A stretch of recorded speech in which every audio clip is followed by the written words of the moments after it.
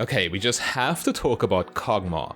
Kog'Maw has always been a good champion, but people didn't really care too much about him, I guess because he isn't flashy enough. Also, his core build before the ADC item rework did not include a mythic, which felt a little awkward for sure. However, after the item rework, high elo Kog'Maw players are getting ridiculous win rates of up to 70% because Rageblade is finally a mythic and Kog'Maw is completely broken with it.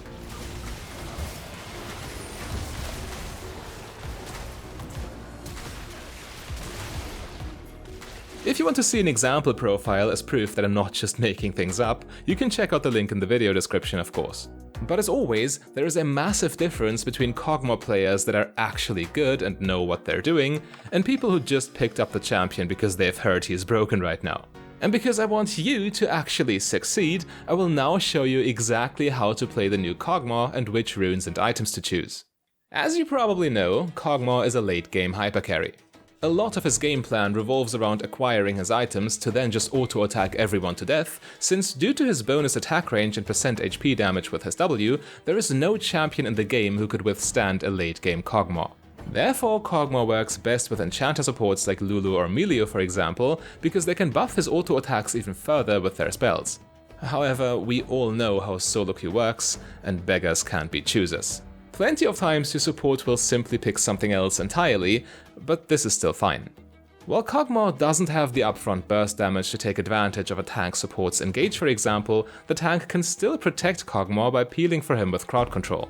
But while Kog'Maw lacks burst damage, he can shine with massive DPS over extended fights at any stage of the game. You should never be afraid to join an early skirmish. As long as you can auto-attack from max range, you will still have significant impact with a combination of your keystone lethal tempo and your W, even though you don't have items yet.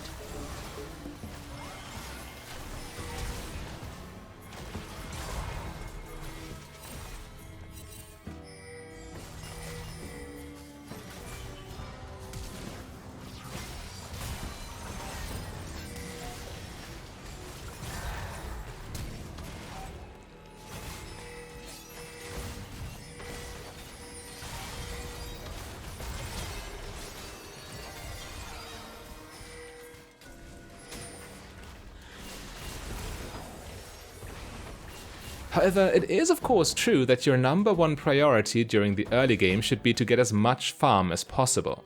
Kog'Maw scales with items like no other, so getting these items consistently is crucial.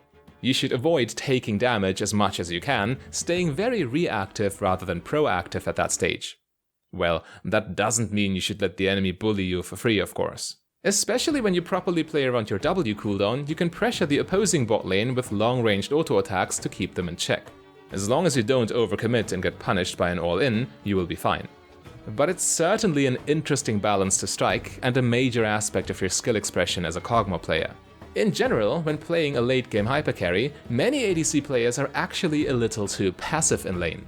While being careful is important of course, these players also tend to miss out on their champion's natural power spikes as they get stuck in their own overly defensive mindset. And for Kog'Maw, this first big power spike comes way earlier than most people realize.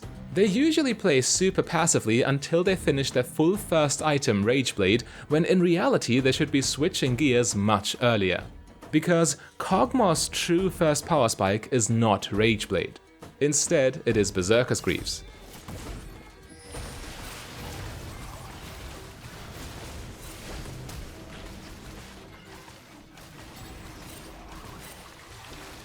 Kog'Maw's most important spell W scales incredibly hard with attack speed, and Berserker's Greaves are a highly gold-efficient attack speed item. Naturally, your kiting also gets much better with this purchase, since you now have tier 2 boots. When you play around your W cooldown, Kog'Maw can easily stick to and gun down his target with just Berserker's Greaves and W damage. Additionally, rushing boots like this also fixes a lot of other problems Kog'Maw has. While you do have the attack range to stay safe for the most part, Kog'Maw is still an immobile champion and therefore an easy target for opposing engage spells.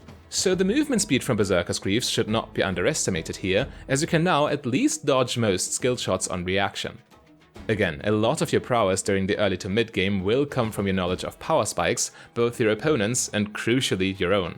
And before the Rageblade rework, finishing the full item had always been the next big spike for Kog'Maw, but with the new Rageblade, this has changed. One of Rageblade's component items, the Rage Knife, has also been reworked, and getting this 1200 gold item is also a big upgrade to your damage potential. Not only does it now come with extra on hit damage, but also with a stacking attack speed passive, pretty much like a mini version of Lethal Tempo. So if you get in a fight at this point, your damage can spiral out of control very quickly.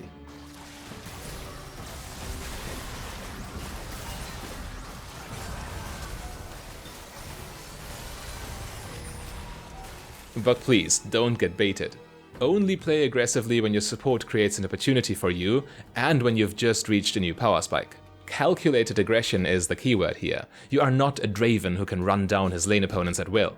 A good rule of thumb if you are unsure or still inexperienced would be to play passively until you reach your respective item power spike, and then go for a play immediately after to test the waters with your enemy. By the way, keep in mind that if you want to have educational league content like this in your personal feed, all you need to do is click the subscribe button. Okay, so in the mid and late game, Kog'Maw is the worst nightmare for enemy frontline champions, as you just cut through their defenses like a hot knife through butter.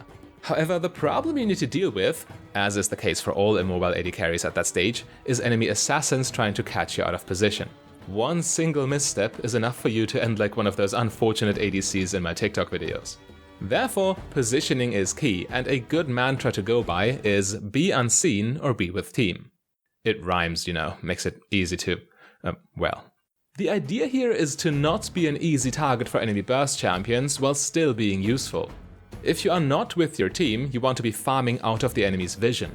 You can either take jungle monsters, as the enemy then won't see you on the map at all, or you can go to an unattended side lane to quickly farm the wave with your attack speed, but then immediately vanish again before the enemy can rotate towards you.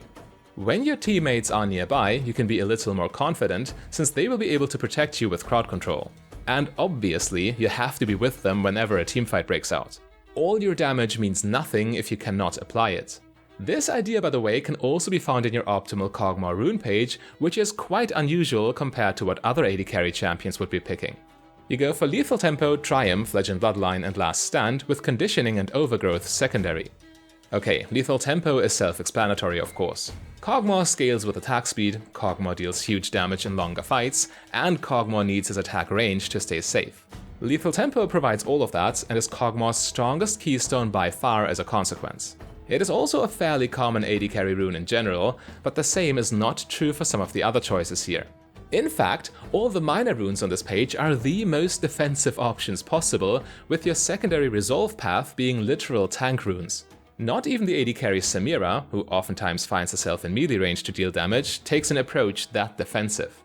But Kog'Maw, despite his massive range, is extremely vulnerable in teamfights and desperately needs all these defenses. This is due to a concept often referred to as turret Kog'Maw. You get so much attack speed late game that you can only move very little in between auto attacks to reposition, unless you want to sacrifice a large portion of your DPS. As a result, an attacking Kog'Maw is almost stationary when trying to apply his damage, making it super easy for the enemy to find the engage. Therefore, without heavily investing in runes that increase your survivability, plays like this one would be impossible.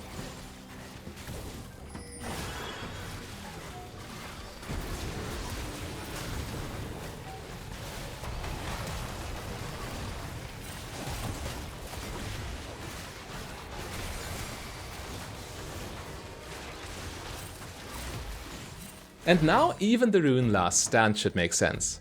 On the surface, you might think that Kog'Maw plays from such long range that a rune like this would be pointless, but trust me, it will often come down to who kills whom first.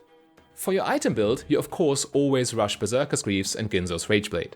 These two items by themselves are already so strong that you could unironically just build full tank afterwards while still killing any target with ease, and some players certainly do. However, for optimal results, I recommend a healthy mix of offense and defense, and the exact items can vary depending on the matchup since Kog'Maw is so flexible here. But I will of course still give you a cookie cutter build you can use in almost any situation if you don't know what you should buy. A decent second item that will consistently put in a lot of work is Runaan's Hurricane.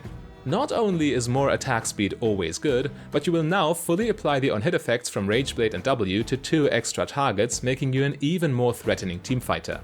From your next two items of Blade of the Ruined King and Shield Bow, you will get some valuable lifesteal while still greatly increasing your on-hit damage, so you can play offense and defense at the same time. But in the super late game, you should definitely buy at least one full tank item to ensure you don't just get taken out by enemy burst damage. However, keep in mind that even more defensive itemization can definitely be a necessity for Kog'Maw in some games, and that defensive items always have to be chosen to answer a specific threat on the enemy team. And keep in mind that an ounce of prevention is worth a pound of cure, so if you want to learn how to prevent the enemy from catching you in the first place, click the link to my AD Carry macro guide on your screen.